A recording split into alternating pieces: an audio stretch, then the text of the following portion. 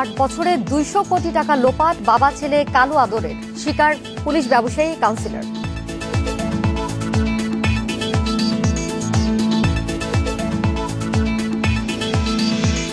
ছাত্রাবাসে ধর্ষণের ঘটনায় শিক্ষা মন্ত্রণালয়ের প্রাথমিক তদন্ত রিপোর্ট, কলেজের নিরাপত্তায় ঘাটতি।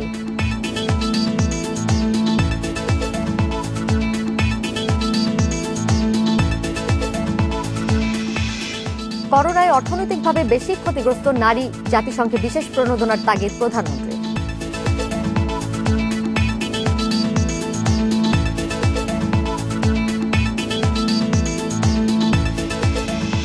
ফের প্রস্তুত হচ্ছে আগুনে পোড়া ওয়াহিদ ম্যানশন, অনুমতি নিয়ে মালিকপক্ষ, মেয়রের ভিন্ন বক্তব্য।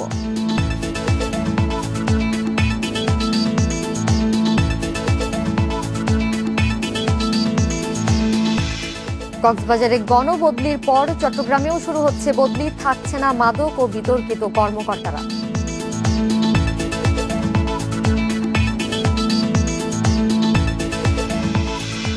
ইন্ডিপেন্ডেন্ট সংবাদে সবাইকে স্বাগত জানাচ্ছি। দোলা ডালারেস শিরোনামগুলি বলছেন, জানিয়ে দিচ্ছি পুরো খবর। গোলাম মোহাম্মদ কালু ও গোলাম মোস্তফা আদর সম্পর্কে বাপ বেটা। মন্ত্রী, সচিব ও পুলিশ প্রধানের আত্মীয় পরিচয় দিয়ে লোক ঠকাতেন এই দুজন। তাদের প্রতারণার শিকার হয়েছেন পুলিশ, কাউন্সিলর এবং ব্যবসায়ী সহ শতাধিক ব্যক্তি। এভাবে 8 বছরে 200 কোটি টাকা হাতিয়ে নিয়েছেন। তদন্তে এসব তথ্য পেয়েছে গোয়েন্দা পুলিশ। নারায়ণগঞ্জের নয়াপাড়ার কালু ও আদর। অভিযোগ আছে 2008 সালে কালু আর 2012 সাল থেকে আদরের প্রতারণা শুরু। আত্মীয় স্বজনের 25 লাখ টাকা নিয়ে এলাকা ছেড়ে বসতি গড়েন রাজধানীর উত্তরায়। একই জায়গা দেখা গেছে বিভিন্ন লোকের কাছে বিভিন্ন কাজে বিক্রি করা, বিভিন্ন বড় বড় র্যাঙ্কের মানুষের নাম রেফারেন্স হিসেবে ইউজ করা, তারপর বিভিন্ন উপায় বিভিন্ন কিছু পাওয়া যাওয়া, এই চিটাবাট ছিল তাদের কাজ। নাকি কোন আত্মীয় আছে, আমার এক ভাইয়ের চাকরির কথা কইয়া 70,000 টাকা আনছেন, চাকরি দিয়ে দিব। ওনার চলাফেরা পুরা সারের মতো, ভাবতাম যে উনি স্যার আসলে চাকরি দিতে পারবো, এই জন্য দিয়েছিলাম। 2015 সালে বেসরকারি বিশ্ববিদ্যালয়ের ছাত্র আসিফের সঙ্গে বন্ধুত্ব গড়ে তোলে আদর। পরে আসিফকে অপহরণ করে মুক্তিপণ না পেয়ে হত্যা করে কালু ও আদর। আমরা তো চাচ্ছি যে ফাঁসি হোক, যাবজ্জীবন কারাদণ্ড, মৃত্যুর পরিবর্তে মৃত্যু চাচ্ছি। মোহাম্মদপুরের সাবেক কাউন্সিলর রাজীব ও পুরান ঢাকার কাউন্সিলর মঞ্জুর পরিবারকেও ঠকিয়েছেন এই বাপ বেটা। জামিন পাইয়ে দেওয়ার কথা বলে হাতিয়ে নিয়েছেন 20 লাখ টাকা। এছাড়াও বদলির কথা বলে রাজশাহী রেঞ্জের এসপির কাছ থেকেও নেয় 5 লাখ টাকা। গোয়েন্দা পুলিশ বলছে তারা এসব করেছে নিজেদের প্রভাবশালী ব্যক্তির আত্মীয় পরিচয়ে। তাদের বিরুদ্ধে হত্যা করে গুম করে ফেলার মামলা, মাদকের মামলা, বিভিন্ন থানায় একাধিক প্রতারণার মামলার প্রমাণ পেয়েছি। আমাদের মহানগরের গোয়েন্দা পুলিশের কাছে যেই মামলাগুলো এখন তদন্তাধীন আছে, সেগুলো টাইম ফ্রেমের মামলা হলো অস্ত্র মামলা এবং মাদকের মামলা, এগুলো শীঘ্রই চার্জশিট হয়ে যাবে। আগস্টে মতিঝিল থেকে অস্ত্র ও মাদক সহ গ্রেপ্তার করা হয় দুজনকে। পুলিশ বলছে প্রতারণা করে অন্তত 200 কোটি টাকা কামিয়েছে কালু ও আদর, আর সবই করেছে আয়েশি জীবনযাপনের জন্য। এরা ধানমন্ডি, এরা উত্তর, এরা গুলশানের মতো জায়গাতে খুব লাক্সারিয়াস জীবনযাপন করতেন, অথচ তাদের 2 পয়সা উপার্জন নাই। তাদের বাড়ি ঘরও নিলামে বিক্রি হয়ে যাওয়া। পুলিশ জানিয়েছে বাবা ছেলে কালু ও আদরের কোনো বৈধ আয় ছিল না, প্রতারণাই ছিল তাদের পেশা। Masudur Rahman, independent news, Dhaka. MC কলেজে ধর্ষণের ঘটনায় শিক্ষা মন্ত্রণালয়ের তদন্ত কমিটি প্রাথমিক প্রতিবেদন জমা দিয়েছে। বৃহস্পতিবার রাতে মন্ত্রণালয়ে প্রতিবেদন জমা দেন কমিটির আহ্বায়ক, মাধ্যমিক উচ্চশিক্ষা অধিদপ্তরের পরিচালক শাহিদুল খবির। প্রতিবেদনে বলা হয়, কলেজের সীমানা প্রচার ছিল না, নিরাপত্তায় ছিল ঘাটতি এবং নিরাপত্তা কর্মীরাও পর্যাপ্ত ছিল না। কলেজের ব্যবস্থাপনার এসব ত্রুটি সহ বেশ কিছু পর্যবেক্ষণ দিয়েছে কমিটি। আগামী 7 দিনের মধ্যে পূর্ণাঙ্গ প্রতিবেদন দেওয়া হবে বলে জানিয়েছেন কমিটির সদস্যরা।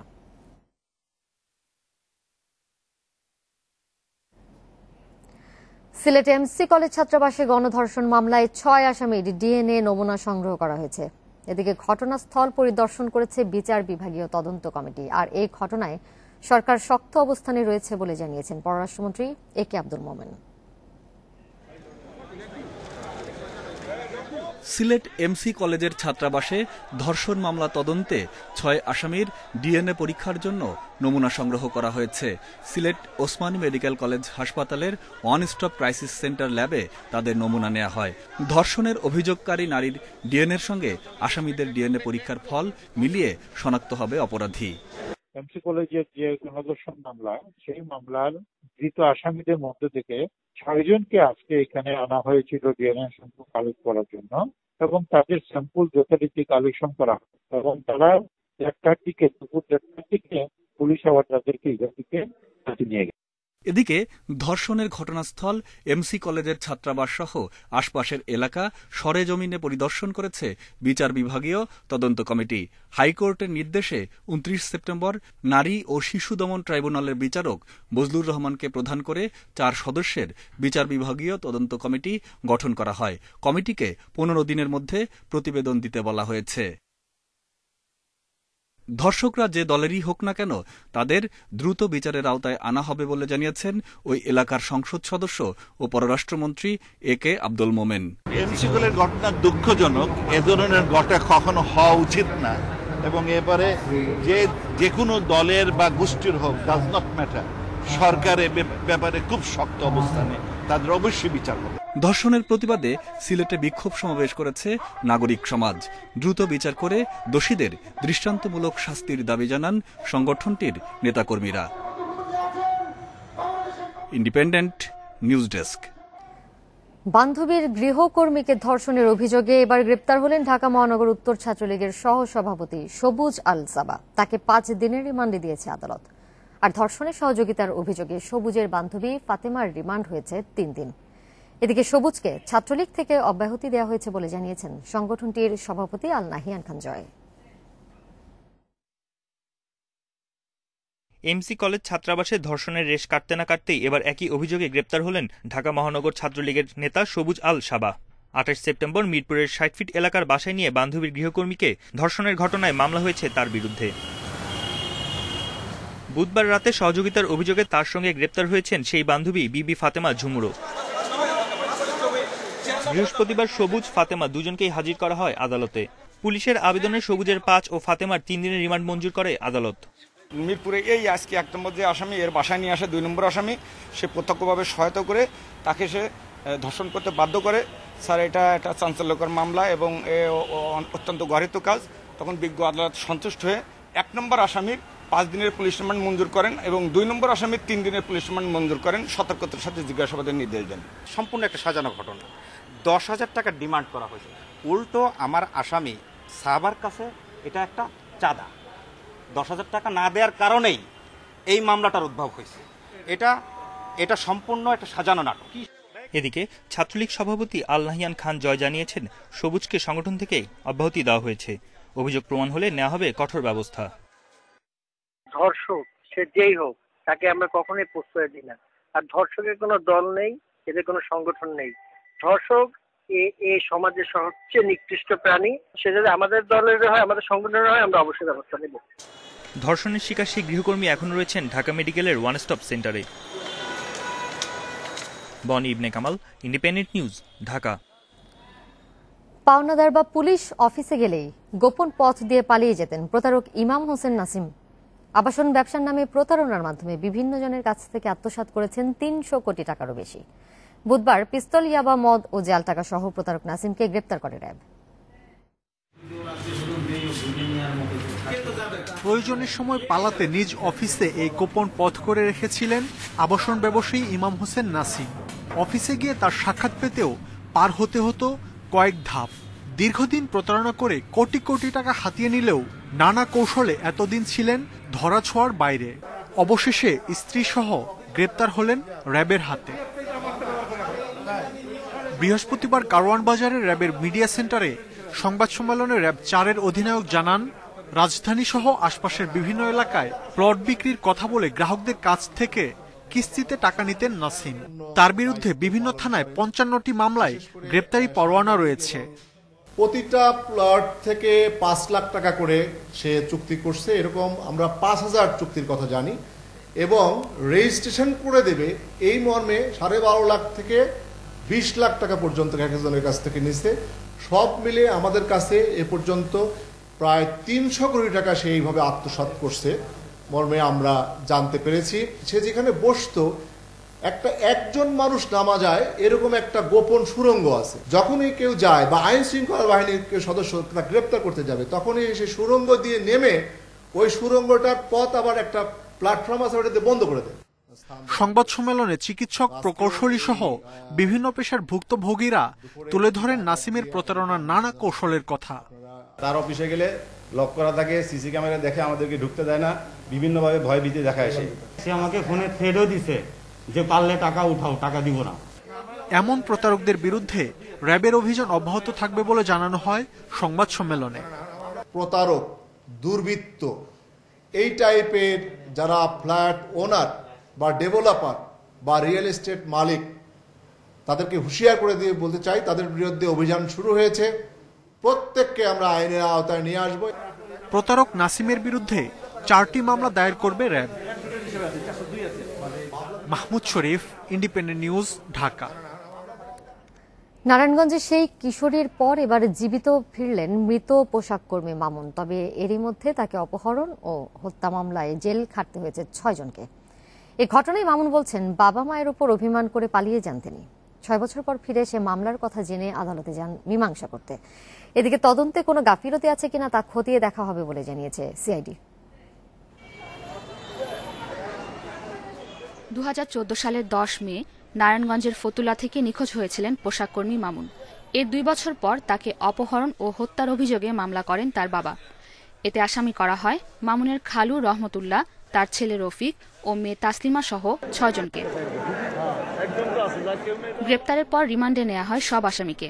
তখনকার তদন্ত কর্মকর্তা এসআই মিজানুর রহমান 164 ধারায় জবানবন্দি নেওয়ার আবেদনে জানিয়েছিলেন তাসলিমার সঙ্গে মামুনের প্রেম নিয়ে ছিল পারিবারিক বিরোধ। এর জেরেই মামুনকে শ্বাসরোধে হত্যার পর ফেলে দেয়া হয় শীতলক্ষা নদীতে। 2016 সালে এই মামলার দায়িত্ব দেয়া হয় সিআইডিকে। এরই মধ্যে নানা মেয়াদে কারাভোগ করেন আসামিরা, এখন আছেন জামিনে। বুধবার মামলার শুনানির সময় হঠাৎ আদালতে উপস্থিত হন মামুন। তাকে দেখে আসামিরা ক্ষুব্ধ হলে উত্তপ্ত হয়ে ওঠে পরিস্থিতি।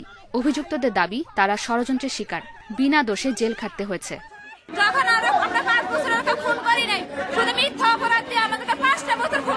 বাদী যে অন্যায়ভাবে এবং মিথ্যাভাবে এই মামলাটা দায়ের করেছে, এই মামলাটা দায়ের বাদী যেহেতু এই মামলাটা দায়ের করেছে সেহেতু রাষ্ট্রের যে উচিত ছিল এটা সঠিকভাবে তদন্ত করে এটার চার্জশিট দাখিল করা। এদিকে মামুন জানিয়েছেন বাবা মার উপর অভিমান করে পালিয়ে যান তিনি। 6 বছর পর ফিরে মামলার মীমাংসা করতে যান আদালতে। বাড়িতে যোগাযোগ করে নিয়ে আমি বাবা আমার কাজ কামের কথা বলছে, পরে আমি বাবা মাকে অভিমান করে চলে গেছিলাম। চলে যাওয়ার পরে আমি আবার আসছি, আইসা শুনি যে 6 বছর পর আসছি। খোঁজাখুঁজি করে না পাওয়ার কারণে দেরিতে মামলাটা করা হয়। আপনি জানেন যে ক্রিমিনাল মামলায় কন্ডোলেশন অফ ডিলে এটা কোনো ফ্যাক্টর না, এবং মামুন এখন ফেরত আসছে। অতএব এই মামলা তো আর হওয়ার মতো না। এখন এই মামলার ভবিষ্যৎ বলতে একটি যে মামলা তো এটা বিজ্ঞ আদালতের জুডিশিয়াল যেহেতু নোটিশে আছে এবং বিজ্ঞ আদালত বুঝবে। সিআইডির বিশেষ পুলিশ সুপার নাসিরুদ্দিন আহমেদ বলেন, মামুন জীবিত ফেরায় মামলার তদন্তে কারো গাফিলতি আছে কিনা তা খতিয়ে দেখা হবে। যদি লাশ না পাওয়া যায় আমাদের কিছু কার্যক্রম থাকে, এই কার্যক্রমগুলো আমাদের আয়ু পুঙ্খানুপুঙ্খ পালন করছে। তদন্তকারী কর্মকর্তা কোনো গাফিলতি থাকে সেটা আমরা অবশ্যই আমাদের ঊর্ধ্বতন কর্তৃপক্ষ দেখতেছে। এদিকে বিনা দোষে অভিযুক্তদের কারাভোগে ক্ষতিপূরণ দাবি করেছেন তাদের আইনজীবী। Independent news desk. করোনায় বাংলাদেশ সহ সারা বিশ্বের নারীরা অর্থনৈতিক ও রাজনৈতিকভাবে সবচেয়ে বেশি ক্ষতিগ্রস্ত হয়েছে। তাই কোভিড পরবর্তী সময় নারীকে আগের অবস্থায় ফিরিয়ে নিতে কর্মক্ষেত্রে বিশেষ প্রণোদনার তাগিদ দিলেন প্রধানমন্ত্রী শেখ হাসিনা। জাতিসংঘে নারী বিষয়ক বিশ্ব সম্মেলনে সব দেশের সরকার ও রাষ্ট্রপ্রধানদের এক্ষেত্রে এগিয়ে আসার আহ্বানও জানান তিনি। জাতিসংঘের 4র্থ নারী সম্মেলনে ভার্চুয়ালি অংশ নেন প্রধানমন্ত্রী শেখ হাসিনা। এতে বাংলাদেশের নারীর ক্ষমতায়নের নানা দিক তুলে ধরেন তিনি। জাতীয় সংসদের প্রতিনিধিত্ব সহ রাষ্ট্রের গুরুত্বপূর্ণ পদে তাদের সক্রিয় অংশগ্রহণ যে কোনো সময়ের চেয়ে বেশি বলে জানান প্রধানমন্ত্রী। সত্যকে কখনো তবে বৈশ্বিক করোনা মহামারীর কারণে বাড়ি ও কর্মক্ষেত্রে নারী বেশি ক্ষতিগ্রস্ত হয়েছে বলে জানান তিনি, আর এজন্য দেন বিশেষ প্রণোদনা দেওয়ার তাগিদ। We have much more to do.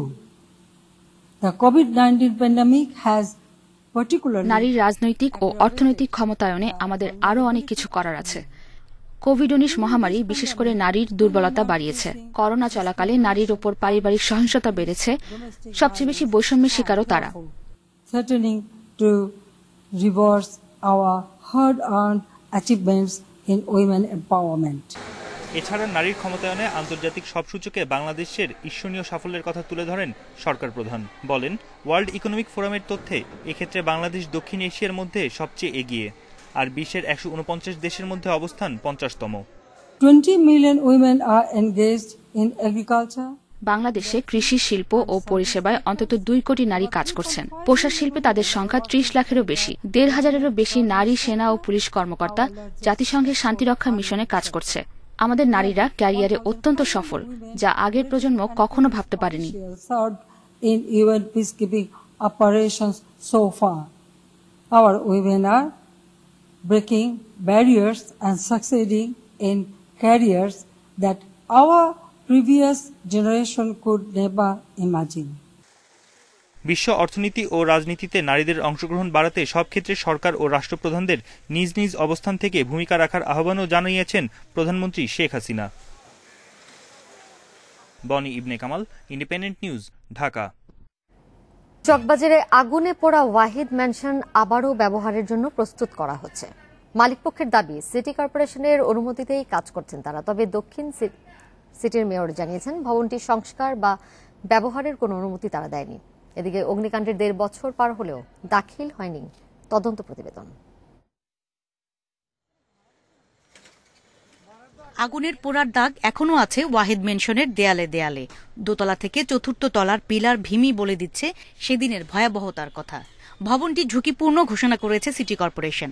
ব্যবহার উপযোগী কিনা জানতে কয়েক দফা পরীক্ষা করেছে বুয়েট রাজুক। তবে এর মধ্যেই সংস্কার কাজ শুরু করেছে ভবন মালিক। নিচতলার দোকানগুলোতে লেগেছে পলেস্তারা ও নতুন গেট। এর আগে সিটি কর্পোরেশনের নোটিশে বলা হয়েছিল নকশা মেনে ভবন সংস্কার করা যাবে, এরপর ব্যবহারের উপযোগী কিনা তা জানাতে হবে পরীক্ষা করে।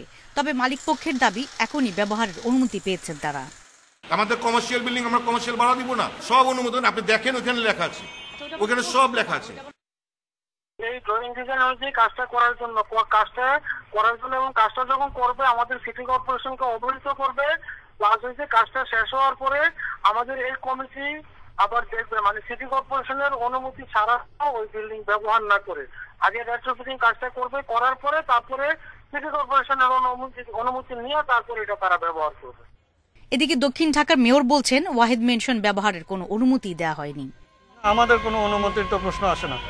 ইমারত নির্মাণের ব্যাপারে এখন পর্যন্ত আমাদের অনুমোদন নেওয়া হয় না, যদিও আইনে আছে আমাদের অনুমোদন লাগবে। সিটি কর্পোরেশন থেকে আমরা অনুমতি নিয়েছি এবং আমাদের কাছে সেই কাগজ আছে। না, এরকম কোনো কিছু আমাদের নজরে পড়েনি। আমাদের নজরে পড়লে আমরা ব্যবস্থা নিব। আর আগুনে ক্ষতিগ্রস্ত পরিবারগুলোর অভিযোগ, মামলার কোনো অগ্রগতি নেই, পাওয়া যায়নি কোনো রকম সাহায্য সহযোগিতাও।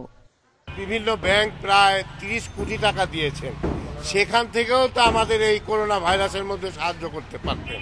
এই পরিবারগুলা কোথায় আছে, কিভাবে আছে, এরা কেমন দিন যাপন করতেছে, এই খবর নেওয়ালা কেউ নাই। আর যে সময় আগুন লাগছে সেদিনে বলছে এই পরিবারের পুনর্বাসন করা হবে, এর পরে আর কোনো কাজ নেই। এর জবাবে মামলার তদন্ত কর্মকর্তা কবির হোসেন জানিয়েছেন, এই ঘটনায় তদন্ত চলছে, তা শেষ হলেই দেওয়া হবে প্রতিবেদন।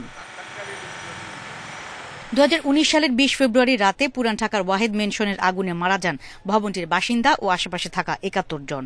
পরদিন ভবন মালিকের ছেলে হাসান ও সোহেলকে আসামি করে চকবাজার থানায় মামলা করা হয়। Afroza Khatun, independent news, Dhaka. Green line পরিবহনের বাসের চাপায় পা হারানো গাড়ি চালক রাসেল সরকারকে 3 মাসের মধ্যে আরও 20 লাখ টাকা ক্ষতিপূরণ দিতে হবে। হাইকোর্ট এক রায়ে গ্রিন লাইন পরিবহনকে এই নির্দেশ দিয়েছে। বিচারপতি এফআরএম নাজমুল হাসান ও বিচারপতি KM কামরুল কাদেরের বেঞ্চ রুল নিষ্পত্তি করে এই রায় দেন। এর আগে আদালতের আদেশে রাসেলকে 13 লাখ টাকা দেয় গ্রিন লাইন। গ্রিন লাইন পরিবহনের বাসের চাপায় পা হারানো রাসেল সরকারকে 1 কোটি টাকা ক্ষতিপূরণ দিতে গত বছরের মার্চে রুল দেয় হাইকোর্ট। একই সঙ্গে অন্তর্বর্তীকালীন আদেশে ভুক্তভোগীকে 50 লাখ টাকা দেওয়ার নির্দেশ দেওয়া হয়। 3 দফায় চিকিৎসা খরচ সহ মোট 13 লাখ টাকা রাসেলকে দেয় গ্রিন লাইন কর্তৃপক্ষ। পরে আপিল বিভাগ ওই আদেশের ওপর স্থগিতাদেশ দেয়। এবছরের মার্চে রুলের চূড়ান্ত শুনানি শেষ হয়। বৃহস্পতিবার হাইকোর্টের ভার্চুয়াল বেঞ্চ রুল নিষ্পত্তি করে রায় দেন।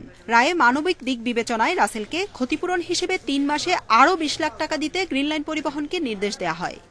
এই করোনা কথা বিবেচনা তারা বলেছে যেহেতু এখন বাসের ইনকাম কম, শেষ পর্যন্ত আগে পরিশোধকৃত 10 লক্ষ টাকা নগদ এবং 3,42,000 চিকিৎসা বেঁধে রেখে আগামী 3 মাসের মধ্যে 20 লক্ষ টাকা দিতে হবে।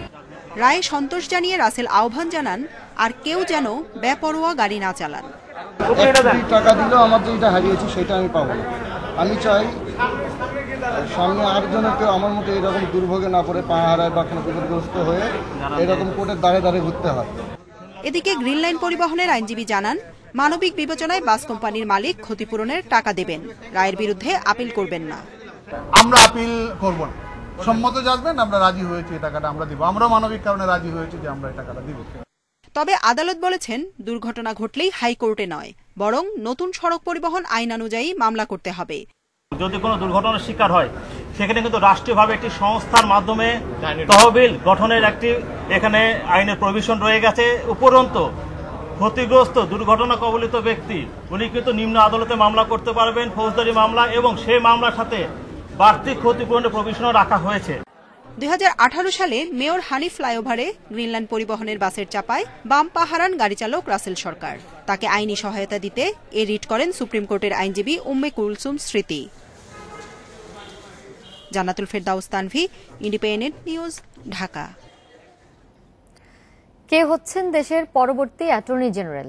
এক্ষেত্রে 3 অতিরিক্ত অ্যাটর্নি জেনারেল সহ নাম এসেছে বেশ কয়েকজন জ্যেষ্ঠ আইনজীবীর। তবে নিয়োগের বিষয়ে প্রজ্ঞা, যোগ্যতা ও আইনজীবীদের স্বার্থে কাজ করবেন এমন কাউকে বেছে নেয় জোর দিচ্ছেন সংশ্লিষ্টরা। রোববার মাহবুবে আলমের মৃত্যুর পর শূন্য ঘোষণা করা হয় পদটি। সদ্যপ্রয়াত মাহবুবে আলম ছিলেন দেশের 13তম অ্যাটর্নি জেনারেল। দেশের ইতিহাসে সবচেয়ে লম্বা মেয়াদে রাষ্ট্রের প্রধান আইন কর্মকর্তা ছিলেন তিনি। 3 দফায় দায়িত্ব পালন করেন 11 বছরের বেশি। এ সময়ের মধ্যে মাহবুবে আলমের কোনো বিকল্প খোঁজেনি সরকার। তবে রোববার তার মৃত্যুর পর শুরু হয়েছে আলাপ আলোচনা কে হচ্ছেন পরবর্তী অ্যাটর্নি জেনারেল। আর এক্ষেত্রে শোনা যাচ্ছে 3 অতিরিক্ত অ্যাটর্নি জেনারেল মুরাদ রেজা, মমতাজউদ্দিন ফকির ও SM মুনিরের নাম। এছাড়াও আলোচনায় আছেন সুপ্রিম কোর্ট আইনজীবী সমিতির সভাপতি AM আমিনউদ্দিন, জ্যেষ্ঠ আইনজীবী আজমালুল হক কিউসি। একমাত্র নারী হিসেবে এসেছে ব্যারিস্টার নিহাত কবিরের নাম। সুপ্রিম কোর্টের আইনজীবীরা বলছেন অ্যাটর্নি জেনারেলের কাজ শুধু সরকারের স্বার্থ রক্ষা নয়, রাষ্ট্রের মালিক জনগণের সব গুরুত্বপূর্ণ মামলাকেই যিনি প্রাধান্য দেবেন এমন ব্যক্তিরই এই পদে আসা উচিত। অত্যন্ত দক্ষ, যোগ্য, সাহসী অ্যাটর্নি জেনারেল আমরা চাই। দেশ উপকৃত হবে, রাষ্ট্র প্রপারলি ডিফেন্ডেড হবে। আমরা চাই না রাষ্ট্র কখনো আনডিপেন্ডেন্ট চায়। রাষ্ট্রের পরিবর্তে দলীয় এজেন্ডা নিয়ে বা দলকে নিয়ে বেশি গুরুত্ব দিবেন, এইরকম হওয়াটা আমার মনে হয় সঠিক না। কিন্তু রাষ্ট্র যে কাজগুলো করবে সেগুলো যদি আবার মৌলিক অধিকার, সাংবিধানিক পরিপন্থী হয়, তো কিছু কিছু জায়গায় যেন অ্যাটর্নি জেনারেল তার ভয়েসটা রেজ করতে পারেন, অথবা সরকারকে বলতে পারেন যে এটি কিন্তু সঠিক হচ্ছে না, এটি কিন্তু আইনের পরিপন্থী হচ্ছে। এইরকম বলার যোগ্যতা আছে, সাহস আছে, এইরকম একজন অ্যাটর্নি জেনারেল চাই। আর সুপ্রিম কোর্ট আইনজীবী সমিতির সম্পাদক রুহুল কুদ্দুস কাজল বলছেন রাষ্ট্রের এই গুরুত্বপূর্ণ পদে নিয়োগের ক্ষেত্রে প্রাধান্য দিতে হবে প্রজ্ঞা ও যোগ্যতাকে। মানুষের মধ্যে আস্থা আনতে হবে যে যে বিচারটি হয়েছে সেটি ন্যায় বিচারে প্রতিষ্ঠিত হয়েছে।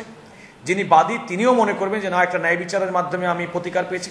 বিবাদী যদি কোনো কারণে ক্ষতিগ্রস্ত হন তিনিও মনে করবেন যে আমি ক্ষতিগ্রস্ত হলেও একটা ন্যায় বিচার প্রতিষ্ঠিত হয়েছে। এই যে মানদণ্ড, এই মানদণ্ডটা যিনি বহাল রাখবেন এমন দৃঢ়চেতা ব্যক্তিকেই আমি চাইব যে তিনি অ্যাটর্নি জেনারেল হিসেবে দায়িত্ব পালন করবেন। সংবিধানের 64-1 অনুচ্ছেদে বলা হয়েছে সুপ্রিম কোর্টের বিচারক হতে পারেন এমন যোগ্যতা সম্পন্ন ব্যক্তিকে অ্যাটর্নি জেনারেল পদে নিয়োগ দেবেন রাষ্ট্রপতি। তার সন্তোষ অনুযায়ী নির্ধারণ হবে দায়িত্বকাল। জান্নাতুল ফেরদাউস তানভি, ইন্ডিপেন্ডেন্ট নিউজ, ঢাকা। কক্সবাজারে গণবদলির পর এবার চট্টগ্রাম জেলা ও নগরীর কয়েকটি থানায়ও শুরু হচ্ছে বদলি। মাদকের রুট বিবেচনার পাশাপাশি বিতর্কিত কর্মকাণ্ডে অভিযুক্ত কর্মকর্তাদের প্রাথমিকভাবে বদলি করা হবে বলে জানিয়েছেন কর্মকর্তারা। দেশে ইয়াবা চোরাচালানের বেশিরভাগই মিয়ানমার থেকে কক্সবাজার হয়ে চট্টগ্রাম আসার পর ছড়িয়ে পড়ে সারা দেশে। এতে পুলিশের সহায়তার প্রমাণও মিলেছে খোদ পুলিশ ও র্যাবের বিভিন্ন অভিযানে। সম্প্রতি বিচার বহির্ভূত হত্যা ও মাদক চোরাচালানে সংশ্লিষ্টতার অভিযোগ ওঠার পর বদলি করা হয়েছে কক্সবাজারের এসপি থেকে কনস্টেবল পর্যন্ত জেলার প্রায় পুরো ফোর্স। এবার মাদকের চোরাচালান বন্ধে কক্সবাজারের বাইরে ইয়াবার রোড খ্যাত দক্ষিণ চট্টগ্রামের অন্তত 6টি থানার ওসি সহ বিতর্কিত পুলিশ সদস্যদের পরিবর্তনের কথা ভাবছে পুলিশ। লোহাগড়া, সাতকানিয়া, এই যে থানাগুলো, পটিয়া, এই যে থানাগুলো আছে সেইগুলো নিয়ে আমরা একযোগে কাজ করব। একযোগে কাজ করার জন্য যেখানে যেখানে প্রয়োজন পরিবর্তন করব, যেখানে স্থানীয় লোকজনের সহযোগিতার প্রয়োজন, সাংবাদিকদের সহযোগিতা করার প্রয়োজন, সবগুলো নিয়ে আমরা কাজ করব। চট্টগ্রাম মহানগরেও মাদক ব্যবসায় নাম আসা পুলিশ কর্মকর্তাদের চিহ্নিত করতে বিভিন্ন গোয়েন্দা সংস্থার সহযোগিতা নেওয়া হচ্ছে। যদি দেখা যায় যে দীর্ঘদিন এখানে কর্মস্থলে থাকার কারণে সে আমাদের লায়াবিলিটিজে পরিণত হচ্ছে, অবশ্যই তাকে এখান থেকে সরিয়ে দেওয়া হবে। আর যদি দেখা যায় যে তার দীর্ঘদিন কর্মকাল অভিজ্ঞতা আমাদের কর্মক্ষেত্রকে সমৃদ্ধ করছে, তাকে আমরা অবশ্যই মূল্যায়ন করব। 2 বছর আগে স্বরাষ্ট্র মন্ত্রণালয়ের করা মাদক চোরা কারবারি ও সহায়তাকারীদের তালিকায় নাম আসে চট্টগ্রামের 35 জন পুলিশ সদস্যের, যাদের অনেকেই এখনো বিভিন্ন থানায় কর্মরত। Iftekhar Faisal, independent news, Chattogram. রাসায়নিক ছাড়াও প্রতিদিন 3,500 টন প্লাস্টিক, পলিথিন ফেলা হচ্ছে নদীতে। আর এসবের বড় অংশই নৌযান থেকে ফেলা, নয়তো আসছে ঢাকার 2 সিটি কর্পোরেশনের 400 ডাম্পিং স্টেশন থেকে। এতে নষ্ট হচ্ছে বাস্তুতন্ত্র, বিলুপ্তির পথে মাছসহ জলজ ও উদ্ভিজ্জ প্রাণীকুল। খাদ্যচক্রের মাধ্যমে মানবদেহেও এই দূষণ দীর্ঘমেয়াদে প্রভাব ফেলছে। সদরঘাট থেকে দিনে 100-রও বেশি নৌযানে ঢাকা থেকে দক্ষিণবঙ্গ সহ সারা দেশে যাতায়াত করেন 1 লাখের বেশি যাত্রী। যাত্রাপথে চিপস, বিস্কুটের প্যাকেট থেকে শুরু করে পানির বোতল ও ওয়ান টাইম নানা সামগ্রী ফেলা হচ্ছে নদীতে। এসব সংরক্ষণে কিছু নৌযানে আলাদা বিন থাকলেও তা ব্যবহার হয় না। প্লাস্টিক সামগ্রী নদীতে ফেলা বন্ধে সভা করা হলেও নৌযান মালিকেরা তা মানছেন না। ইতিমধ্যে আমরা সমস্ত নৌযান মালিকের সাথে আলোচনা করেছি, ওনারা আমাদের সাথে একমত। প্রাইভেট সংস্থার মাধ্যমে আবর্জনা বা বর্জ্য সংগ্রহ করে তা ফেলে দেওয়ার ব্যবস্থা করতে পারি নির্ধারিত স্থানে, তাতে তারা আমাদের সাথে সহযোগিতা করবেন। নিত্যপণ্যের এসব বর্জ্যের পাশাপাশি নদী বিপন্ন করছে প্লাস্টিক কারখানাগুলোর দূষণও। ঢাকার চারপাশের নদীতে এখন মাছ নয়, পাওয়া যায় প্লাস্টিকের ক্ষুদ্র দানা। ইসলামবাগের এই প্লাস্টিক কারখানা থেকে প্রতিদিন কয়েকশো টন এ ধরনের প্লাস্টিক ধোয়া হচ্ছে বুড়িগঙ্গার উন্মুক্ত জায়গায়। প্রতিদিন হাজার রকমের পলিথিন প্লাস্টিকের যৌগ মিশছে পানিতে। এ দূষণের প্রভাব সরাসরি পড়ছে নদীর প্রাণ প্রকৃতিতে। এই প্লাস্টিকগুলো ব্যবহার করে এই বর্জ্য হিসেবে আমরা পরিবেশে এগুলাকে থ্রো করছি। এই প্লাস্টিকগুলো আলটিমেটলি এগুলো জলজ পরিবেশে চলে যাচ্ছে এবং নদীতে চলে যাচ্ছে। এই নদীগুলোর মাধ্যমে সমুদ্রে প্রবাহিত হচ্ছে। এটি নিঃশেষ হয়ে যায় না, এটি মিশে যায় না। ফলে এটি যখন আমরা নদীতে ফেলছি, এটি মাছ এবং উদ্ভিদের ক্ষতিগ্রস্ত করছে, তাদের স্বাভাবিক জীবনকে ব্যাহত করছে, লাইফ সাইকেলটাকে ব্যাহত করছে, জীবন চক্রের মধ্যে ঢুকে যাচ্ছে। ফলে উদ্ভিদের প্রোডাক্টিভিটি এবং জলজ প্রাণীর প্রোডাক্টিভিটি নষ্ট হচ্ছে। বুড়িগঙ্গা, বালু, তুরাগ সহ ঢাকার নদীগুলোর তীরে রয়েছে 2 সিটি কর্পোরেশনের 400 ডাম্পিং স্টেশন। আর এখান থেকে দিনে 3,500 মেট্রিক টন প্লাস্টিক ও পলিথিন ফেলা হচ্ছে নদীতে। Buddhadeb Kundu, independent news, Dhaka. এ নিয়ে আরো জানাতে সাভার থেকে যোগ দিয়েছেন সহকর্মী রুবেল আহমেদ। রুবেল, প্রতিদিনই তো শিল্প কারখানার বর্জ্যে নদী দূষণ হচ্ছে, দূষণ রোধে কোনো কার্যকর পদক্ষেপ কি নেওয়া হচ্ছে কিনা? হ্যাঁ, দেখুন, আমাদের প্রতিবেদনটিতে যেমনটি দেখানো হচ্ছিল যে এই পলিথিন বর্জ্যে নদী নালা দূষিত হচ্ছে। তো এই নদী নালা দূষণের যে ধরনটি আর কি, যে শিল্প কারখানা থেকে বলি আর আমরা বাসা বাড়ি থেকেই বলি যে পলিথিন বর্জ্যগুলো রয়েছে বা প্লাস্টিক বর্জ্যগুলো রয়েছে, আমরা কিন্তু সাভার শিল্পাঞ্চলে দেখতে পেয়েছি যে এই সিটি কর্পোরেশনের একটি ডাম্পিং স্টেশন রয়েছে সাভারে। এবং এছাড়া সাভার শিল্পাঞ্চলে যেহেতু লাখ লাখ মানুষের বসবাস, সেখানে কিন্তু প্রতিদিন কিন্তু বিপুল পরিমাণ মানুষের বাসা বাড়ি থেকে কয়েক 100 টন কিন্তু এই যে প্লাস্টিক বর্জ্য বলি আর বাসাবাড়ির ময়লা বলি সেগুলো কিন্তু বের হচ্ছে এবং স্থানীয়ভাবে সেগুলো কিন্তু বিভিন্ন জায়গায় ফেলা হচ্ছে। দেখা যাচ্ছে যে মহাসড়কের পাশে সড়ক ও জনপদের জমির দখল করে কিন্তু এই যে প্লাস্টিকের যে বর্জ্যগুলো রয়েছে, বাসাবাড়ির বর্জ্যগুলো রয়েছে, সেগুলো কিন্তু ফেলা হচ্ছে এবং এই বর্জ্যগুলো কিন্তু ধীরে ধীরে আমরা দেখতে পাচ্ছি যে নদী, নালা, পুকুর সব কৃষকদের যে কৃষি জমি রয়েছে সেখানে মিশে যাচ্ছে। তো এই ব্যাপারে আপনি যে বিষয়টি জানতে চাচ্ছিলেন যে এসব ফেলানো বন্ধের ব্যাপারে আসলে প্রশাসনের কোনো উদ্যোগ রয়েছে কিনা, তো সড়ক মহাসড়কে যেখানে এই ময়লা আবর্জনা বা প্লাস্টিকের যে বর্জ্যগুলো ফেলা হচ্ছে এই ব্যাপারে আমি সড়ক ও জনপথ বিভাগের কর্মকর্তাদের সাথে কথা বলার চেষ্টা করেছি। তারা বলেছেন যে তারা তাদের জনবল কিছুটা কম রয়েছে, সেক্ষেত্রে আসলে তারা পরিপূর্ণভাবে এই বিষয়টি মনিটরিং করতে পারে না। যথাযথ মনিটরিং এর অভাবে মূলত হচ্ছে যে এই সড়ক মহাসড়কের পাশে ময়লাগুলো ফেলার একটি সুযোগ পাচ্ছে এবং তাদের পক্ষ থেকে কিন্তু সিটি কর্পোরেশন বা পৌরসভা বা যে ইউনিয়ন পরিষদ রয়েছে সেখানকার যে জনপ্রতিনিধি রয়েছে তাদের সাথেও কিন্তু কথা বলার চেষ্টা করা হয়েছে যেন এই ময়লাগুলো যেন যত্রতত্র যেন ফেলা না হয়। কিন্তু সাভার শিল্পাঞ্চলে যে সংখ্যক বিপুল পরিমাণ মানুষের বসবাস, সেক্ষেত্রে আসলে নির্দিষ্ট কোনো ডাম্পিং স্টেশন না থাকাতে কিন্তু এই ময়লাগুলো যেখানে সেখানে এই প্লাস্টিক বর্জ্যগুলো ফেলা হচ্ছে এবং খুব দ্রুত সেগুলো নদীর পানিতে মিশে যাচ্ছে এবং স্থানীয় যে প্রশাসন রয়েছে তাদের সাথে কথা বলার চেষ্টা করেছি, তারাও বলেছে যে খুব শীঘ্রই এই বিষয়টি নিয়ে তারা গুরুত্ব সহকারে কাজ করবেন। সাভার থেকে জানাচ্ছিলেন সহকর্মী রুবেল আহমেদ। করোনার কারণে শিক্ষা প্রতিষ্ঠানের ছুটি বাড়ানো হয়েছে 31 অক্টোবর পর্যন্ত। 6ষ্ঠ দফায় এই ছুটি বাড়ল শিক্ষা মন্ত্রণালয়ে। এই ছুটি শেষে নভেম্বর থেকে শিক্ষা প্রতিষ্ঠান খুলবে কিনা সেই বিষয়টিও নির্ভর করবে তখনকার করোনা পরিস্থিতির উপর। এদিকে এইচএসসি পরীক্ষার বিষয়ে চূড়ান্ত সিদ্ধান্ত জানানো হবে আগামী সপ্তাহে। করোনার কারণে গত 18 মার্চ থেকে বন্ধ সব শিক্ষা প্রতিষ্ঠান। এবার 6ষ্ঠ দফায় ছুটি বাড়ালো মন্ত্রণালয়। পরিস্থিতি স্বাভাবিক না হওয়ায় এই ছুটি 31 অক্টোবর পর্যন্ত বাড়ানো হয়েছে। শিক্ষার্থীরা কিভাবে পরের শ্রেণীতে উঠবে, বার্ষিক পরীক্ষা হলে সেটি কিভাবে হবে তা নিয়ে কাজ করছে মন্ত্রণালয়। সেপ্টেম্বরের মাসের যে আমাদের যে কোভিডের যে আক্রান্তের যে হার, সেটাকে বিবেচনায় নিয়েই আমরা মনে করছি যে এখন শিক্ষা প্রতিষ্ঠানগুলো খোলা সমীচীন হবে না। সেই কারণে আমরা 31 অক্টোবর পর্যন্ত শিক্ষা প্রতিষ্ঠানগুলো বন্ধ রাখার সিদ্ধান্ত গ্রহণ করেছি। শিক্ষক সংগঠনগুলো বলছে দীর্ঘদিন প্রতিষ্ঠান বন্ধ থাকায় বেসরকারি অনেক শিক্ষক বেতন পাচ্ছেন না, এর সমাধান করতে হবে। শিক্ষকদের এই দুঃসময়, করোনার এই দুঃসময় চরম অর্থকষ্টে জীবনযাপন করছে। সেই জন্য মাননীয় প্রধানমন্ত্রী আমাদেরকে প্রণোদনা দিয়েছিলেন, কিন্তু এককালীন অনেক শিক্ষকরা কিন্তু সেটা পায়নি। সেই প্রণোদনা আবার অব্যাহত রাখা উচিত। শিক্ষার্থীদের পড়াশোনার ক্ষতি পোষাতে সংসদ টিভিতে ক্লাস লেকচার প্রচার করা হচ্ছে, তা মনোযোগ দিয়ে দেখার আহ্বান শিক্ষা মন্ত্রণালয়ের। সেই সঙ্গে যে সকল প্রতিষ্ঠানের সক্ষমতা আছে তাদের অনলাইনে শিক্ষা কার্যক্রম পরিচালনার আবারও আহ্বান জানানো হয়েছে। Zahidul Bashar, independent news, Dhaka. বগুড়ার দুপচাঁচিয়ায় প্রধানমন্ত্রীর প্রণোদনার টাকা নিয়ে অনিয়মের অভিযোগ উঠেছে পৌর মেয়রের বিরুদ্ধে। অসচ্ছলদের জন্য বরাদ্দ টাকা দেওয়া হচ্ছে বিত্তবানদের, তবে তালিকা তৈরিতে দুর্নীতির অভিযোগ স্বীকার করেছেন মেয়র। করোনা লকডাউনে আয় বন্ধ ছিল নিম্ন আয়ের অনেক পেশাজীবী মানুষের। তাদের সহায়তায় প্রধানমন্ত্রীর তরফ থেকে পরিবার প্রতি ২৫০০ টাকা প্রণোদনার ঘোষণা করা হয়। যার যার মোবাইল নাম্বারে পাঠানো হয় এই টাকা। বগুড়ার দুপচাঁচিয়ায় এ তালিকা তৈরিতে অনিয়মের অভিযোগ উঠেছে পৌর মেয়রের বিরুদ্ধে। যারা এই টাকা পেয়েছেন তাদের অনেকেরই আছে দোতলা বাড়ি ও জায়গা জমি।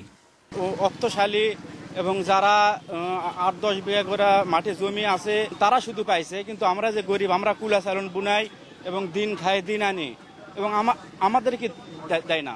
তাদের সাথে তো দেখা হয়নি না। আমি যদি পৌরসভায় খোঁজ নিতে যাতে বলে যেতে হবে না, এটা হয়নি। তবে পৌর মেয়রের দাবি তাড়াহুড়া করে তালিকা তৈরি করায় ২-১টি ধনী পরিবারের নাম ভুল করে চলে এসেছে। তিনি বলছেন তালিকা যাচাই বাছাইয়ের দায়িত্ব প্রশাসনের। একজন সাব রেজিস্ট্রার অফিসের মহুরি দলিল লেখক, সে আমার কাছে এসছে, স্যার আমাকে সাহায্য দেন, করোনাকালীন সময়ে আমি দলিল লিখতে পারছি না, ওখানে যেতে পারছি না, আমি কর্মহীন হয়ে পড়েছি। অভিযোগ তদন্তে একটি কমিটি করেছে জেলা প্রশাসন, তবে তালিকা তৈরির সম্পূর্ণ দায় দায়িত্ব জনপ্রতিনিধিদের বলে দাবি তাদের। এখানে ধনী বলতে এখন যারা আগে দেখা যাচ্ছে নামে ধনী আছে, কিন্তু বাস্তবতা আসলে কিন্তু কিছুই নাই। এরকম অনেক লোক আছে, ১০ বিঘা জমি আছে বা বিল্ডিং বাড়ি আছে, তারা কিন্তু কর্মসংস্থান খাওয়ার নাই। এই ক্ষেত্রে ওই লোকগুলো যখন চাইছে তখন হয়তো কমিশনার এই নামগুলো দিছে। উপজেলায় প্রণোদনার তালিকায় নাম আছে ৬,১৯৩ জনের। এর মধ্যে এলাকা ভেদে এখনো ২৫ থেকে ৩০ ভাগ প্রণোদনা পাননি। তালিকা যাচাই বাছাই করে বাকিদের দেয়া হবে বলে জানিয়েছে প্রশাসন। Hasibur Rahman, independent news, Dupchanchia, Bogura. মিলগেটে সরকারের বেঁধে দেয়া দামে বিক্রি হলেও খুচরা বাজারে এখনও কমেনি চালের দাম। আগের বেশি দামে কেনার অজুহাত দিচ্ছেন বিক্রেতারা।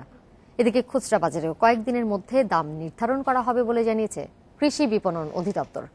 নির্ধারিত দাম না মানলে ব্যবস্থা নেওয়ার হুঁশিয়ারিও অধিদপ্তরের। অস্থির বাজার নিয়ন্ত্রণে মঙ্গলবার ব্যবসায়ীদের সঙ্গে বৈঠকে মিলগেটে চালের দাম নির্ধারণ করে দেয় খাদ্য মন্ত্রণালয়। বৃহস্পতিবার নওগাঁর চালের মোকামে সরকারি দরে চাল বিক্রি হতে দেখা যায়। সরু মিনিকেট চাল 51 টাকা 50 পয়সা ও মোটা চাল 45 টাকা হিসেবে কেনেন পাইকারি ব্যবসায়ীরা। মিনিকেট আপনার 2500 থেকে 2600 টাকা 50 কেজির বস্তা আমরা বেচাকেনা করছি। আমরা যারা সাধারণ আছি তাদের চাইতে অবশ্যই ভালো কিছু বুঝে হয়তো এই দামটা নির্ধারণ করেছে। তো আমরা সরকারের এই দামকে আমরা সাধুবাদ জানাই। মিলগেটে দাম কমলেও কোনো প্রভাব নেই রাজধানী খুচরা বাজারে। মিনিকেট চাল বিক্রি হচ্ছে প্রতি কেজি 56 থেকে 60 টাকা কেজি দরে। 28 জাতের চালের কেজি 47 থেকে 50 টাকা। আগের বেশি দামে কেনার কথা বলছেন বিক্রেতারা। চাউলটা তো আগের থেকে কিছু বাড়তি, কথা বলছেন। এখন মিনিকেটটা যে বোধহয় 56 টাকা কেজি ধরছে। এদিকে খুচরা বাজারে চালের দাম নির্ধারণের কাজ চলছে বলে জানাচ্ছে কৃষি পণ্যের দাম নির্ধারণকারী সরকারি সংস্থা কৃষি বিপণন অধিদপ্তর। মন্ত্রণালয়ের অনুমোদন হলে যৌক্তিক দাম নিশ্চিত করতে বাজারে অভিযান চালানো হবে বলেও জানান সংস্থাটির মহাপরিচালক। আমাদের মার্কেটিং ডিপার্টমেন্টকে বলা হলো যে আপনারা এটা পাইকারি এবং খুচরা দামটা নির্ধারণ করে দেবেন। এই নির্দেশনাটা আমরা পাওয়ার পরে আমরা একটা ফর্মুলা ইতিমধ্যে বের করেছি আমরা কিভাবে নির্ধারণ করব, এবং সেই ফর্মুলাটা অনুমোদনের জন্য আমরা কৃষি মন্ত্রণালয়ে আমরা পাঠিয়েছি। আমরা অনুমোদন পেলে ওই ফর্মুলার উপর ভিত্তি করে আমরা বলে দিব। মিলগেট থেকে কেনা চাল বাজারে আসলে কয়েকদিনে দাম কমবে বলেও আশা কৃষি বিপণন অধিদপ্তরের। Shahid Ahmed, independent news, Dhaka. শরীয়তপুরে পদ্মার তীব্র স্রোতের কারণে 3 মাস ধরে আটকে আছে মাঝ নদীতে থাকা চর খননের কাজ। মাঝ পদ্মায় পানির স্বাভাবিক প্রবাহ বাধাগ্রস্ত হয়। স্রোত বইছে পদ্মার ডান তীর ঘেঁষে। এর ফলে নির্মাণাধীন বাঁধ ধসে বিলীন হচ্ছে বসতবাড়ি, স্থাপনা সহ কৃষি জমি। স্রোত নিয়ন্ত্রণে দ্রুত চর খননের কথা জানিয়েছে পানি উন্নয়ন বোর্ড। নদী ভাঙনের কবলে পড়ে 6 বার ঠিকানা বদল করেছেন নড়িয়ার সুরেশ্বর এলাকার তাজুন্নেসা বেগম। এবছরও সুরেশ্বর রক্ষাবাঁধের 120 মিটার অংশে ভাঙনের কবলে পড়েছে তার বাড়ির উঠোন। ফাটল দেখা তাজুন্নেসা বেগম। এবছরও সুরেশ্বর রক্ষাবাঁধের 120 মিটার অংশে ভাঙনের কবলে পড়েছে তার বাড়ির উঠোন। ফাটল দেখা দিয়েছে বাড়ির অন্যান্য অংশেও। তাজুন্নেসার মতো পদ্মার ভাঙনে নিঃস্ব শরীয়তপুরের নড়িয়া জাজিরার অনেক মানুষ। 4 বছরে ভাঙনে গৃহহীন হয়েছে অন্তত 20,000 পরিবার। এই চরটাই সব খাওয়ান খাইতে আছে আমাকে। আমরা মনে করেন চর বাড়ির ঠেলে ঢেউতে ঘর বাড়ির তলায় জায়গা পানিতে। আগে নিজা বাড়ি আসলো, ঘর আসিল, মাইসর জায়গা দিছি। আর হান্দা পরের বাড়ি থাকি হান বছর ভাড়া দিয়ে থাকি আমরা। ভাঙন রোধে 2019 সালে 1097 কোটি টাকা ব্যয় পদ্মার ডান তীর রক্ষা বাঁধ নির্মাণ এবং মাঝ নদীর চর খনন কাজ শুরু করে পানি উন্নয়ন বোর্ড। এবছরের জুনে 4.5 কিলোমিটার চর খননের পর নদীতে স্রোতের তীব্রতা বাড়ায় আটকে আছে খনন কাজ। ভাঙন আতঙ্কে ঘরবাড়ি সহ অন্য জায়গায় চলে গেছে বাঁধের ভেতরে থাকা আরো 17 পরিবার। চরটা যে কাটিয়ে দেওয়া যায় তাহলে এই দিকের পানির প্রেসারটা অনেকটা হালকা হইব। ক্ষতিগ্রস্ত বাঁধ সংস্কারে জিও ব্যাগ এবং জিও টিউব ডাম্পিং করছে পানি উন্নয়ন বোর্ড। বর্তমানে অতিরিক্ত স্রোত এবং বর্ষার কারণে কাজটি বন্ধ আছে। আশা করা যায় স্রোত কমে গেলে ওইদিন নেক্সট মান্থে আমরা এই কাজটি শুরু করতে পারবো, ড্রেজিং এর কাজটি। ভাঙন রোধে আরো বেশ কয়েকটি এলাকার চর খননের কথা জানিয়েছে পানি সম্পদ মন্ত্রণালয়। টেকনিক্যাল কমিটি যারা আছে তারা যদি মনে করে আরো বেশি করে চর কাটা প্রয়োজন সেটাই তারা করবে, কারণ ওটা এমন চর, ডুবু চর, যেখানে কোনো মানুষ বাস করে না।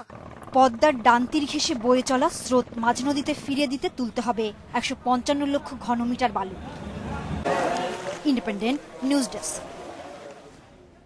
আরো জানাতে শরীয়তপুর থেকে আমাদের সাথে যোগ দিয়েছেন সহকর্মী নুরুল আমিন। নুরুল আমিন, যেমনটি দেখছিলাম প্রতিবেদনে, বেশ কয়েক মাস ধরেই আসলে চর খননের কাজটি বন্ধ হয়ে আছে। এখন মাঝ নদীতে নদীর স্রোতের তীব্রতা কেমন, পরিস্থিতি তৈরি হয়েছে কিনা আবারও কাজ শুরু করার? দেখুন, পদ্মার মাঝ নদীতে যে স্রোত সেটি কিন্তু এখনো অব্যাহত রয়েছে এবং আমরা যেটি দেখেছি যে তীব্র স্রোত বইছে এই মুহূর্তে পদ্মায় এবং মাঝ নদীতে যে চরটি ডুবোচর রয়েছে সেই চরটি কিন্তু সম্প্রতি অর্থাৎ গত 4 বছরে শরীয়তপুরের পদ্মা নদীর জাজিরা এবং নড়িয়া অংশের যে বিস্তীর্ণ এলাকাব্যাপী নদী ভাঙনের শিকার হয়েছিল এবং আপনি জানেন যে আমরা নদী ভাঙনের বিস্তারিত কিন্তু আমরা তখন সংবাদে পরিবেশন করেছিলাম এবং ব্যাপক নদী ভাঙনের শিকার হয়েছিল এক কথায় বলতে গেলে। সেই যখন নদী ভাঙনের শিকার হয়েছিল তখন এ প্রান্তে নদীর ভেঙে মাঝ নদীতে নতুন করে এই চরটি পড়ে এবং এই চর পড়ার কারণেই কিন্তু আমরা দেখেছি মাঝ নদীতে যে পদ্মার স্বাভাবিক পানির প্রবাহ সেটি মারাত্মকভাবে বাধাগ্রস্ত হচ্ছিল এবং এই স্রোত অনেকটা ডান তীর ঘেঁষে অর্থাৎ শরীয়তপুরের নড়িয়া জাজিরা ঘেঁষে প্রবাহিত হচ্ছিল এবং এই ডান তীর ঘেঁষে প্রবাহিত হওয়ার কারণেই কিন্তু নতুন করে আবার ঝুঁকিতে পড়ে এই নড়িয়া জাজিরার মানুষ এবং আমরা যেটি দেখেছি সম্প্রতি যে শরীয়তপুরে 1097 কোটি টাকা ব্যয়ে চলমান প্রকল্প পদ্মা নদীর ডান তীর রক্ষা প্রকল্প, সেই প্রকল্পেরও কিন্তু 47 মিটার অংশ এরই মধ্যে নদীগর্ভে বিলীন হয়েছে এবং সেই অংশটি যদিও এরই মধ্যে পানি উন্নয়ন বোর্ড জিও ব্যাগ ডাম্পিং এবং জিও টিউব ডাম্পিং এর মাধ্যমে সংস্কারের উদ্যোগ গ্রহণ করেছে, তবে এই স্রোতের ধারা যদি অব্যাহত থাকে সেই ক্ষেত্রে স্থানীয়রা যেটি বলছে সেক্ষেত্রে কিন্তু এই পুরো প্রকল্পটি ঝুঁকির মধ্যে পড়তে পারে। তো পানি সম্পদ মন্ত্রণালয় বা পানি উন্নয়ন বোর্ড যেটি বলছে যে স্রোত কিছুটা নিয়ন্ত্রণে এলে আগামী মাস থেকে তারা চর খননের কাজ আবার নতুন করে শুরু করতে পারবে, সেক্ষেত্রে কিন্তু এই ঝুঁকি অনেকটা কমে আসবে এমনটাই আমাদের জানানো হয়েছে পানি উন্নয়ন বোর্ড থেকে। তো এই ছিল মোটামুটি আমার কাছে শরীয়তপুর থেকে সবশেষ তথ্য। শরীয়তপুর থেকে জানাচ্ছিলেন সহকর্মী নুরুল আমিন। 24 ঘন্টায় বিশ্বে করোনায় 5,500 মানুষের মৃত্যু হয়েছে। এ নিয়ে মোট প্রাণহানি ছাড়িয়েছে 10,23,000। নতুন শনাক্ত 3,13,000 জন সহ মোট আক্রান্ত 3,44,00,000-এরও বেশি। ভারতে একদিনে মারা গেছেন প্রায় 1100 জন। এ নিয়ে দেশটির মোট প্রাণহানি প্রায় 1 লাখ ছুঁয়েছে। 24 ঘন্টায় ভারতে নতুন শনাক্ত হয়েছে 81,000-এর বেশি। যুক্তরাষ্ট্রে নতুন করে মৃত্যু হয়েছে 900-রও বেশি মানুষের। এ পর্যন্ত সেখানে মারা গেছে 2,12,500-এর বেশি মানুষ। নতুন 47,000 শনাক্ত নিয়ে যুক্তরাষ্ট্রের মোট আক্রান্ত প্রায় 75 লাখ। ব্রাজিলে নতুন 805 জনের প্রাণহানি নিয়ে মোট মৃত্যু ছাড়িয়েছে 1,44,000। দেশটিতে নতুন করে সংক্রমিত হয়েছে 35,500-এরও বেশি মানুষ। যুক্তরাজ্যের আরও 4টি এলাকায় কঠোর বিধিনিষেধ আরোপ করেছে ব্রিটেন সরকার। হাঙ্গেরিতে বাড়ানো হয়েছে সীমান্তে নিষেধাজ্ঞার মেয়াদ। ব্রেক্সিট চুক্তির একটি ধারা মানতে অস্বীকার করায় যুক্তরাজ্যের বিরুদ্ধে আইনি ব্যবস্থা নেওয়ার ঘোষণা দিয়েছে ইউরোপীয় ইউনিয়ন। বুধবার অভ্যন্তরীণ বাজার সংক্রান্ত বিল বাতিলে ইইউর বেঁধে দেওয়ার সময় পার হলে মামলা দায়েরের আনুষ্ঠানিক নোটিশ পাঠানো হয়। চিঠির জবাব দিতে নভেম্বর পর্যন্ত সময় বেঁধে দিয়েছে ইইউ। ব্রেক্সিট বিল পাশ হওয়ার আগে এই বিচ্ছেদ কার্যকরী কিছু শর্ত নিয়ে চুক্তি স্বাক্ষর করেছিলেন ব্রিটিশ প্রধানমন্ত্রী বরিস জনসন। আন্তর্জাতিক আইনে ওই চুক্তির শর্ত মানতে বাধ্য দুপক্ষই। তবে ব্রিটেনের পার্লামেন্টে সম্প্রতি অভ্যন্তরীণ বাজার সংক্রান্ত বিল নামের একটি আইন পাশ হয় যা ব্রেক্সিট চুক্তির সঙ্গে সাংঘর্ষিক। ওই আইনে বলা হয় যুক্তরাজ্য চাইলেই ব্রেক্সিট চুক্তি পরিবর্তন করতে পারবে। ক্যারাবাও কাপে অঘটনের শিকার লিভারপুল আর্সেনালের বিপক্ষে টাই ব্রেকে হেরে চতুর্থ রাউন্ড থেকে বাদ পড়ল অলরেডস। এদিকে লা লিগায় সেল্তা ভিগোকে 3-0 গোলে হারিয়ে টানা দ্বিতীয় জয় পেয়েছে বার্সেলোনা। অ্যানফিল্ডে চেনা ছন্দে লিভারপুল শুরুতে এগিয়ে যাওয়ার সুযোগ মিস করে অলরেডস। মিনামিনোর শটে বাধা হয়ে দাঁড়ায় গোলবার। গোলশূন্য প্রথমার্ধের পর দ্বিতীয়ার্ধেও ধারালো ক্লপের দল।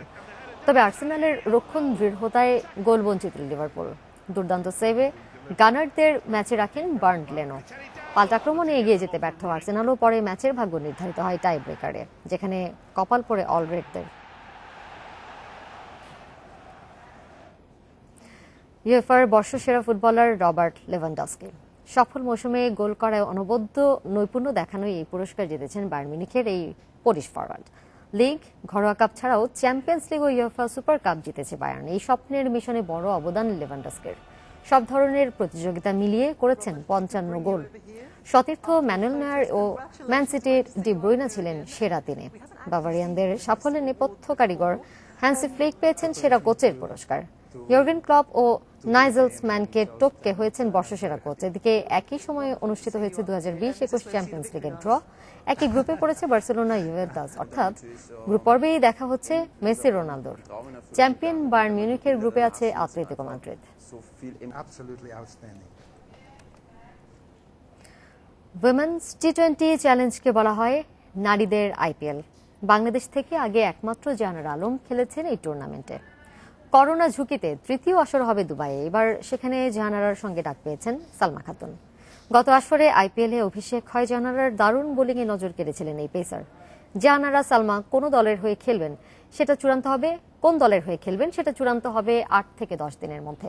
এছাড়া অংশ নিতে লাগবে বিসিবির ছাড়পত্র। 3 দলের অংশগ্রহণে উইমেন্স টি20 চ্যালেঞ্জ হবে 4 থেকে 9 নভেম্বর। বাংলাদেশ ও শ্রীলঙ্কা থেকে অংশ নেবে 2 জন করে ক্রিকেটার। এছাড়া প্রতিনিধি থাকবে ইংল্যান্ড ও উইন্ডিজের। অক্টোবরের তৃতীয় সপ্তাহে আরব আমিরাতে পৌঁছাবেন ভারতীয় ও বিদেশি ক্রিকেটাররা।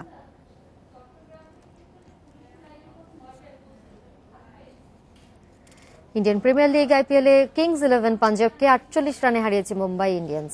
দারুণ জয় টেবিলের শীর্ষে ফিরেছে চ্যাম্পিয়নরা। শুরুতে ব্যাট করতে নেমে রানের খাতা না খুলেই ফেরেন ডিকক, তবে উজ্জ্বল ছিলেন রোহিত শর্মা। 8-4-2 ছক্কায় 45 বলে 70 রান করেন মুম্বাই অধিনায়ক। আগের ম্যাচে 99 করা ঈশান কিষান আউট হন 28 করে।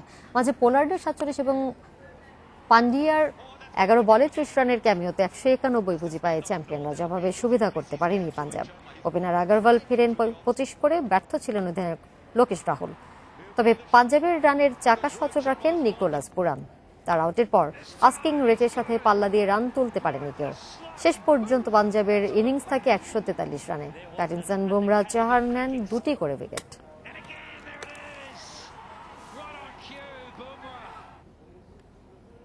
আর এই ছিল এখনকার সংবাদে।